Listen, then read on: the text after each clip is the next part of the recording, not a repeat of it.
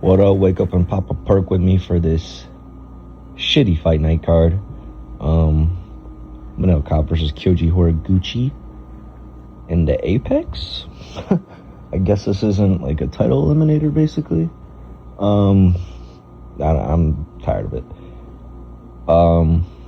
This card's actually ass. There's 3 ranked fights. One of them is women's MMA. One of them is Vinicius Oliveira, who's not even at bantamweight anymore, so he's not ranked, basically. And then Kape versus Kyoji Horiguchi. So it's just a load of shit to watch on a Saturday, but it's alright. I feel like there'll be some good finishes, at least. A lot of finishing guys fighting. Alright, let's get started, bro. Shane Collins versus Otari Tanzalovi. I think that's how you say it. Not gonna lie, don't know too much about these guys. Try to do some research on both of them. I'm liking Shane Collins. I'm thinking Shane Collins round 1 knockout. He just...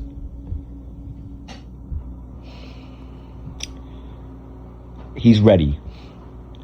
I'd say he's more ready than Otari is, So, Shane Collins, round 1 knockout, guaranteed. He's gonna starch him. Might not starch him. It'll probably be like a TKO, drop him, finish him, ground and pound, get it out of there. Yeah. Peril Rosa versus Luana Santos. Yes, there's 12 fights in this card. Yes is the second of those 12. Yes, they're ranked fighters, but they're women's MMA, so we don't give a fuck about them, okay? Put them on the bottom of the card, bro. Ain't nobody trying to watch that. Peril Rosa versus Luana Santos. I'm going to take Luana Santos by hot 29-28 decision. She's hotter, so she deserves to win. That's about it. It's women's MMA. I don't really have much to say about it. It's just like, oh shit. It's just like, I just think Luana Santos has this in the bag. I mean, you can even see it in the betting odds. Like, this should be in the bag 29-20, 30-27 decision. 30-27 decision. Hot take. No more split decisions. No more 29-28. It's only 30-27s for women's MMA this year. Luana Santos decision. And next is Leon Shabazian versus Levan Tricoli.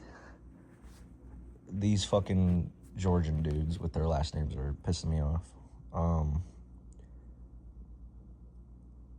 I'm taking Levan by decision. I don't think Leon's that good. I think it'll be close, though. Like, I don't think he's gonna... I don't think Levan's gonna knock out Shabazian. That's kind of what he does. Recently, the past few years, he just knock out or get knocked out. His last 3 fights, 2-1, all knockouts.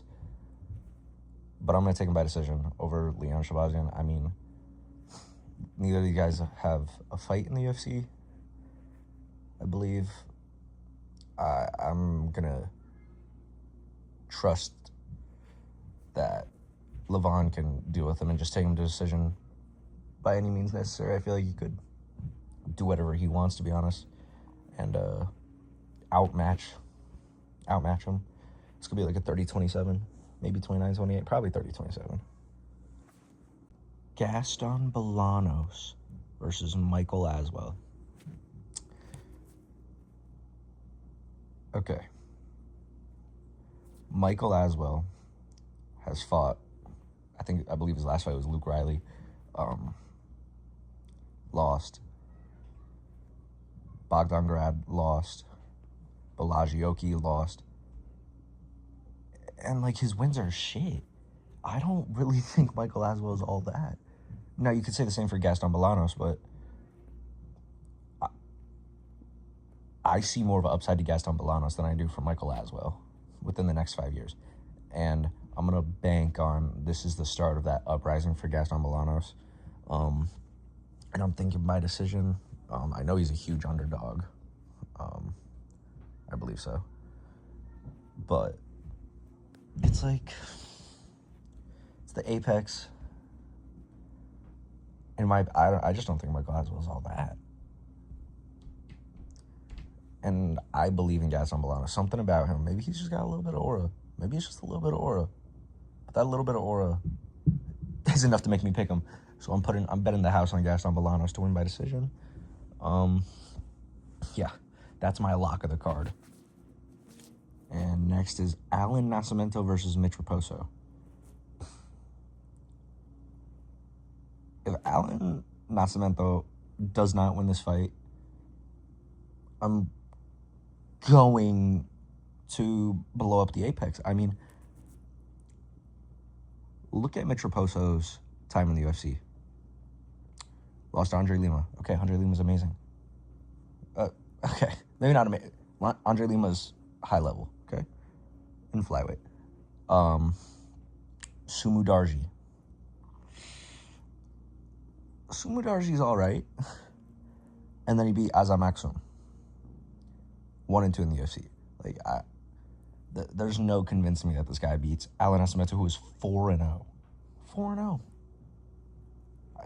He just beat Cody Durden last year. I think Cody Durden. Cody Durden, right? Yeah. I don't think he'll get a submission, but I think it'll be a not scary, calm 30-27, something like that, you know? Yeah, I said there's going to be a lot of finishes, and I'm low-key just taking all decisions. I might not even watch this, to be honest. Alan Nascimento by decision is just like obvious pick. This is a real lock for the card. Mitch Raposo is, if you're even half decent, you're probably going to beat him. Next fight is Bia Mosquito versus Melissa Mullins. So, I don't understand how a ranked women's MMA fight is the second fight of the whole card. But an unranked women's MMA fight is damn near the headliner for the prelims. What are we doing? Anyways, Melissa Mullins. People forget, man, Melissa Mullins is fucking dog shit.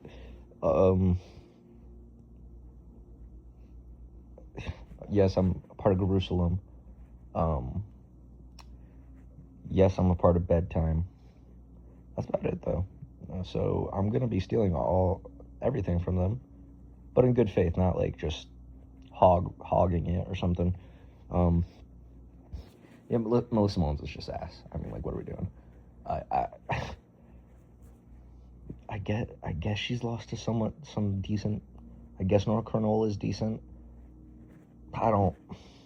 She's ass. Bia Mosquito, round 1 submission, guaranteed, undefeated, 2-0 in the UFC, all by submission. Why won't she do it again against Melissa Mullins, of all people? Another lock, women's MMA for the win. And headlining the prelims is someone who we already talked about earlier, Andre Lima versus Kevin Borjas. Okay. Now, I don't care how good you are. If you're 1-4 in the UFC, you're not here, especially when you're going against someone like Andre Lima, who just keeps getting better. Okay, the DQ by biting, I don't know how I'm supposed to like rate that as a win for him. Split decision, unanimous decision, submission. That's what happens each fight. Closer, not close, dominant. Yeah. You know? So, like, Kevin Borjas missed weight as well. Now he's either struggled to make weight or is just a lazy fuck and is willing to not make weight to try and win the fight and get an advantage, which, honestly, he should get fucking cut no matter what, because I'm taking Andre Lima by round 3 submission. I don't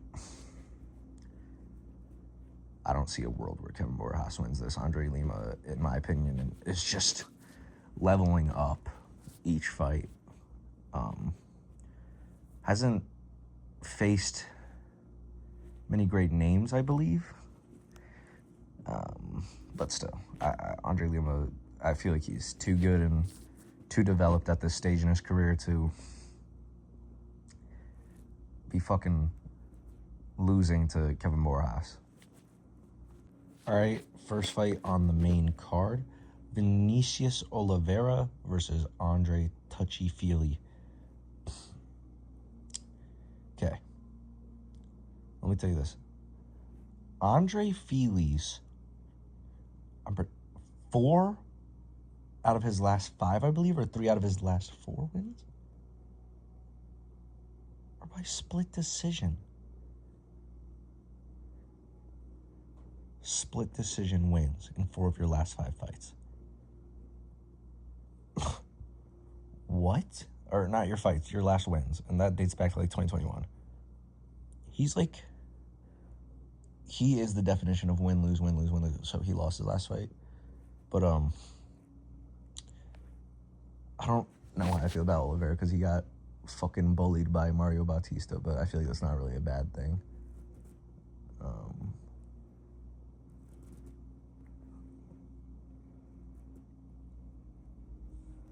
I'm just gonna go Vinicius Oliveira decision.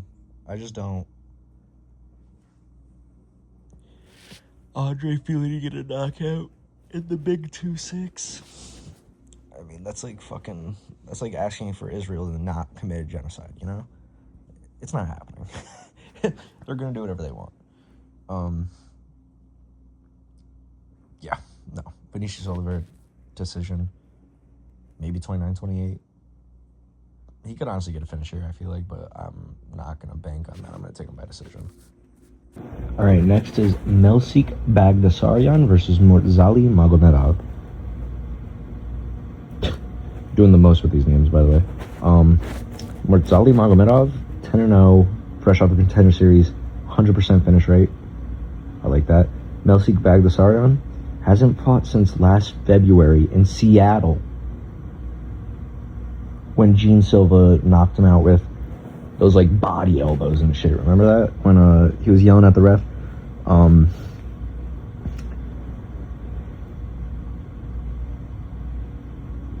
If you're taking over a year off for that, now I'm not a fighter. I actually have never trained in my life, so I'm not going to say how long you should take off. But a year and 4 months seems a little excessive. Is his heart in it? I don't know. Either way, I would take Murtzali Magomedov by round 1 knockout. I mean, this guy's 100% finish rate, submission and knockouts. His last name ends in Ov, Magomedov, so automatically he's guaranteed his debut to be a win. I mean, like, who stops this guy? I mean, this guy's 10-0, bro. How did this guy make 125? I don't know if you ever fought a flyweight, but Murtzali Magomedov round 1 knockout, it's easy. I don't even believe Bagdasaryan's good. He hasn't fought in over a year. Like, unless he had an injury that I'm not aware of, but I don't know. Murtzali Magomedov by knockout makes sense here for me. Round 1. All right, next is Haider Emil versus Christian Rodriguez. This is a very close fight to me. Both are coming off of back-to-back losses in 2025, I believe. But here's the difference for me. Okay, Christian Rodriguez. First of all, I think 2 or 3 years ago, beat Raul Rosas Jr. and Cameron Simon back-to-back. I know Cameron Simon never paved out, but still, that's impressive to me. Fast forward to last year. Decision to Mademoiselle Costa. I mean, the guy was on a crazy run until until Arnold Allen put him in his place, because Arnold Allen's a top-level fighter. And then immediately after that, he loses to Andre Feely by split decision.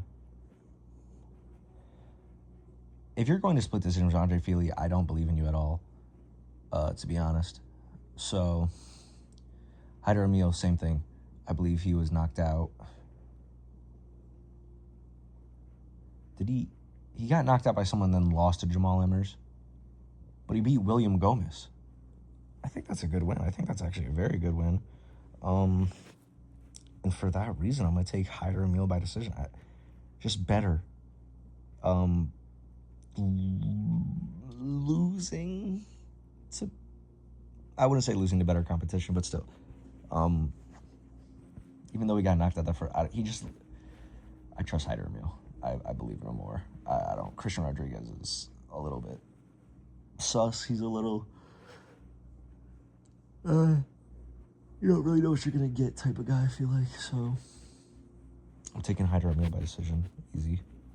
Co-main event of the evening. Ion Cutelaba versus Navajo Sterling. So this one's difficult for me. Ion Cutelaba's been around forever, right? Fought Jerry Cannonier long time ago. Has a knockout win over Khalil Roundtree, but also has losses to Ryan Spann and Johnny Walker and Kenny Njoku.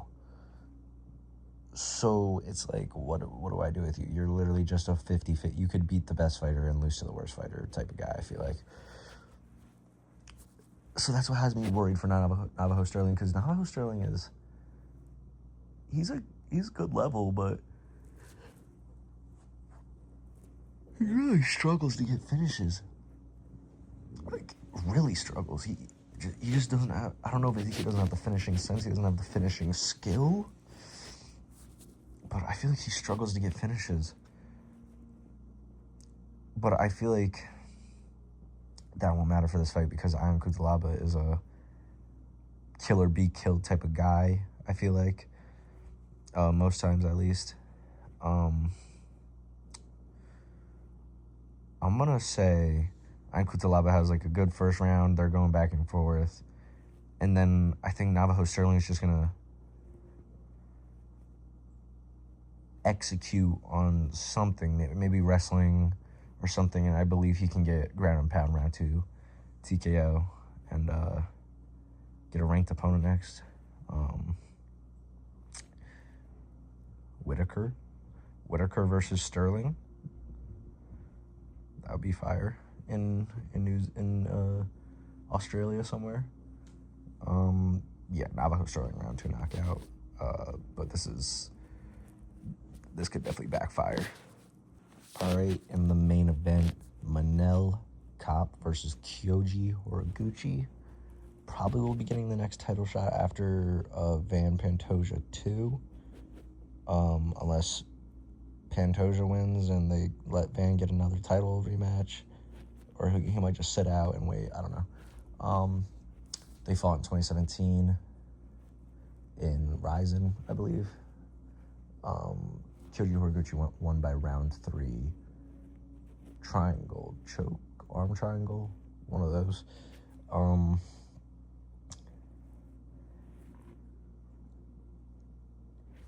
I think Kyoji Horiguchi is better than anyone whom Manel Kape has beat. I think Kyoji Horiguchi is better than Kaya Sakura.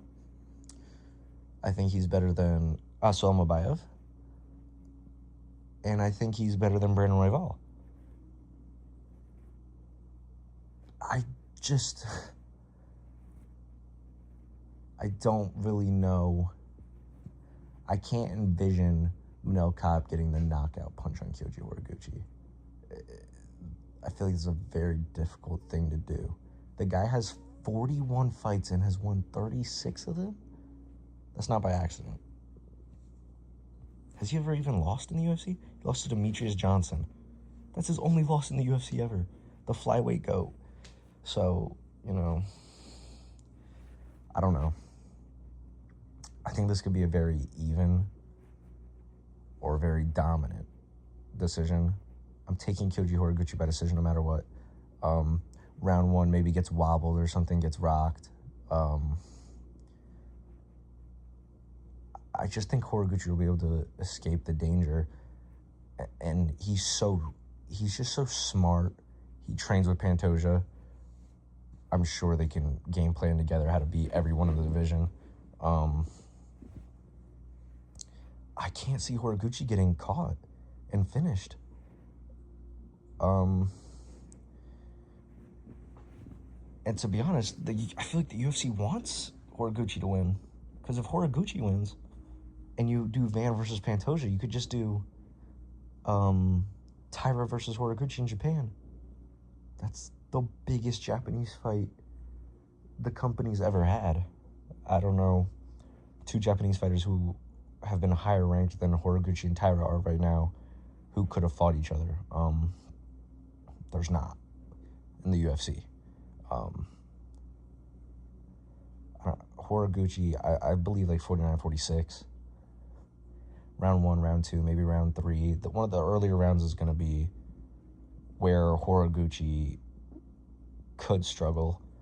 I'm not honestly too sure about Manel Kape's gas tank. Manel Kape's gyno.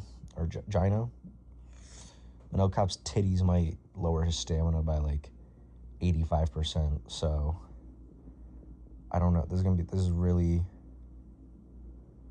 it's not a toss-up to me. I feel like this is, I'm going to say this and I'm going to sound stupid when he gets knocked out, but to me, this is an obvious Kyoji Horiguchi win decision. I don't think he'll submit him.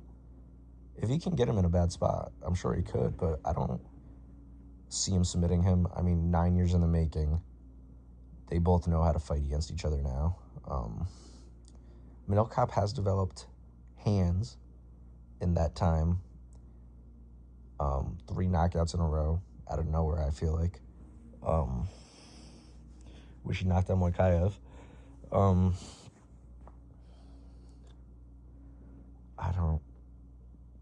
Manel Kape needs to land that shot, or I don't see him going to a decision with Horiguchi and coming out on top, unless it's robbery or very close 48-47, or Horiguchi gets hurt and he's able to take advantage of that for 5 rounds or a few rounds and win.